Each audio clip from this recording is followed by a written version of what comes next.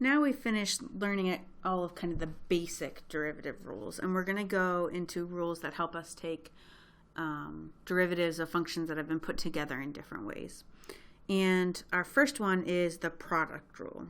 And if you're multiplying two functions together and you want to take their derivative, you have to use the product rule. Unfortunately, we can't just take the derivative of each of them and multiply them together. So the product rule says, let f of x and g of x be two functions that are differentiable at a. Then f times g of x is differentiable at a, and our formula, f g prime of x is equal to f of x times g prime of x plus f prime of x g of x. Okay, and this is kind of a formula or a process you'll want to memorize, because throughout this class we'll be taking derivatives of products quite a bit. So it says find the derivative of f of x equals the quantity x squared plus 3x times 5 to the x.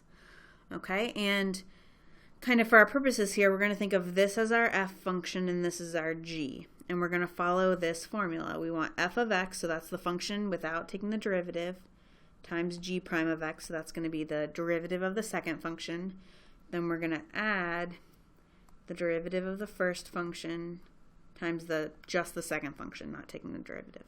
So f of x here, we're just going to bring down x squared plus 3x. Then we're going to multiply by the derivative of g of x. So g of x is 5x. The derivative would be 5x natural log of 5. Plus f prime of x. So now we're going to take the derivative of the first function. So the derivative of x squared plus 3x, we'd take the derivative of x squared, bring down the 2, subtract 1, which would just make it x to the first, plus the derivative of 3x is just 3.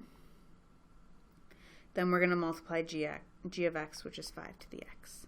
Okay, so there's our derivative. And if you ever, for an application or something, need to expand it, you could.